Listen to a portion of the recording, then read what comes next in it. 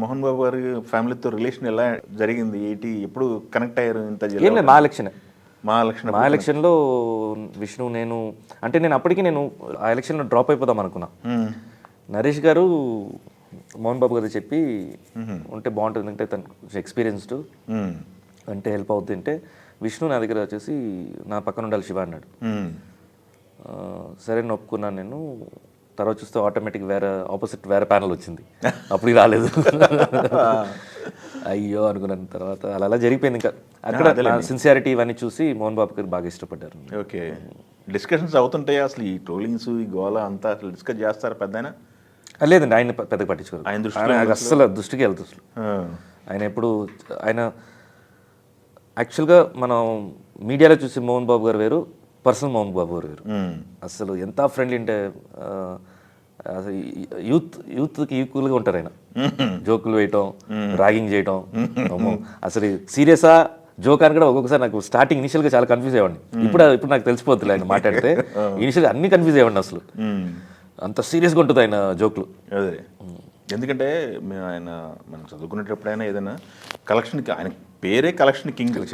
అట్లాంటి ఆయన్ని ట్రోల్ చేస్తున్నారు, కలెక్షన్లు అయ్యి అని ట్రోల్ చేస్తున్నారంటే బాధ అనిపిస్తుంది కదా. 100% మనకి విషయం తెలిసిన వాళ్ళకి బాధేస్తుంది, తెలియని వాళ్ళకి వాళ్ళు నమ్మేదే కథ.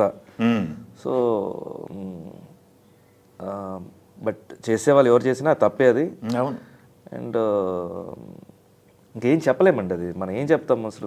పెద్దవాళ్ళకి మర్యాద ఇవ్వాలి, ఇష్టానికి మాట్లాడకూడదు, లేకపోతే తెలుసుకోవాలి అట్లీస్ట్. అదేలేండి, అది డిస్కషన్స్ అవుతాయా లేదా అని చెప్పేసి ఎలా తీసుకుంటారు పెద్ద అని చెప్పి. లేదు, ఆయనకి అసలు ఆయన దృష్టికి వెళ్తూ అట్లీస్ట్ నేనైనా విష్ణుకి చెప్తూ ఉంటాను అప్పుడప్పుడు. విష్ణు కూడా ముందు స్టార్టింగ్ తెలియదు అసలు, వాళ్ళు అది ఫాలో అయ్యలేదు కాదు.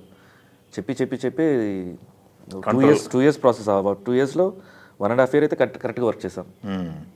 సూపర్ అండి. అయితే మంచి దీనికి తీసుకొచ్చారు, ఒక రూపానికి అయితే తీసుకొచ్చారు. I'm happy little bit. ఎందుకంటే ఇది నెగిటివ్ ట్రోల్స్ ఎక్కువ వెళ్ళకూడదు బయటికి, పిల్లలు కూడా అలా తయారవ్వకూడదు. ఎందుకంటే మనకు ఒక టైంలో చిన్నప్పుడు మీకు కూడా తెలుసు, మనం ఎవరైనా ఎక్కిరించామంటే పనిష్మెంట్ ఇచ్చేవాళ్ళు. Because that's a very bad habit. ఇప్పుడు రెవెన్యూ ఎక్కిరించడం వల్ల రెవెన్యూ జనరేట్ చేస్తున్నారు, ఆ టైం వచ్చేసింది ఇప్పుడు. ఆ ట్రోలింగ్ అనేది ఎక్కిరించడమే కదా. అవును. సో పిల్లలకి ఇప్పుడు అర్థం కావట్లేదు, what is roast, what is trollings, అవన్నీ కామన్ అనుకుంటున్నారు. అది కామన్ కాదు, అది అబ్నార్మల్ అది. ఓకే, ఇంకొకటి సార్, మనకి ఇప్పుడు మీ బిజినెస్ ఫ్యామిలీ నుంచి వచ్చారు, మీకు ఒక కెరీర్ ఎంచుకున్నారు, మీ కెరీర్ నడుస్తుంది, మీరు అనుకున్న దాంట్లో హ్యాపీగా ఉన్నారు. బిజినెస్ సంబంధించిన మొత్తం షట్ డౌన్ చేయడానికి ఎందుకు షట్ డౌన్ చేయాల్సి వచ్చింది? లేకపోతే బిజినెస్ మళ్ళీ వెళ్ళలేమా అని? లేదు, హ్యాండిల్ చేయలేక అది వచ్చేసి దట్స్ వెరీ బిగ్. 18 years స్టేజ్లోనే ఒక ఓన్ కంపెనీ పెట్టిన మీరు, ఎస్టాబ్లిష్ మీరు మూవీ ఇండస్ట్రీకి వచ్చి నేను యాక్చువల్గా ఒక మూవీ చేసుకొని వెళ్ళిపోదాం అనుకున్నా. నాకు కొంచెం డిస్టర్బెన్స్ వల్ల ఓకే నేను ఇక్కడే ఉండిపోవాలనిపించింది, ఇక్కడే ప్రూవ్ చేయాలనిపించింది.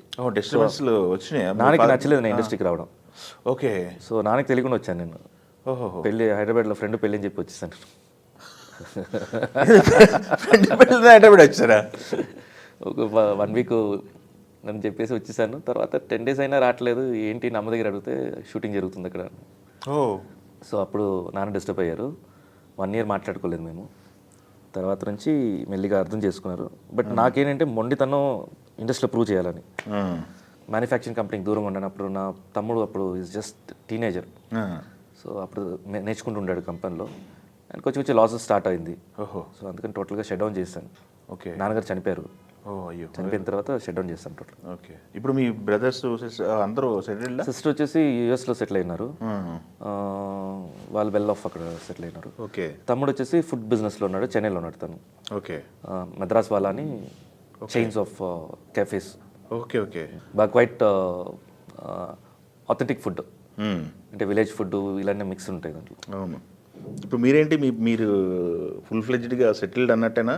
ఫైనాన్షియల్గా కావాల్సింది ఉంది, ఇంకా కావాలంటే అది చెప్పలేము మనం. ఎస్, 2 పిల్లలు కదా, కొడుకులు 2. ఏ స్టేజ్లో ఉన్నారు ఇప్పుడు? పెద్దోడు 10th, చిన్నోడు 5th.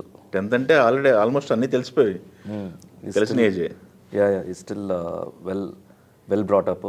ఓకే, అండ్ ఎక్కువ స్టడీస్లో కాన్సన్ట్రేషన్. ఏమన్నా చెప్పారా, గైడెన్స్ ఇచ్చారా, ఏం అవ్వాలి ఏంటి అనేది? వదిలేశారా? లేదు, తనకి వదిలేము. తనేమో పైలట్ అంటున్నాడు. చిన్నప్పుడేమో సోల్జర్ అవుతారన్నాడు, ఇప్పుడు పైలట్ అన్నాడు. తెలియదు ఎప్పుడు సెటిల్ అవుతారని. ఓకే. బట్ మూవీ ఇండస్ట్రీ అయితే నాకు తెలిసి ఇద్దరికి ఏం పెద్దగా, చిన్నోడు మరీ చిన్నోడులే, పెద్దోడు కూడా పెద్దగా ఏమి చేసిన మీ సినిమాలు చూడటము ఏదైనా అసలు మూవీ పక్కన మేము ఎంకరేజ్ చేయము అసలు. అదేంటి మీరు ఎంకరేజ్ చేయరా? Okay okay. మూవీ పక్కన అంటే మూవీస్ చూడటం ఇలాంటివి, ఏదైనా వాళ్ళకి కావాల్సిన మూవీస్ ఉంటే అంటే నా మూవీ చూడు అనేది లేదు, అదేలేండి. ఇన్ఫ్లుయెన్స్ చేయలేదు నేను. బట్ వాళ్ళు జనరల్గా వాళ్ళ ఇష్టమైన మూవీస్, కార్టూన్స్ వాటి మీద అలాగే ఉంటారు.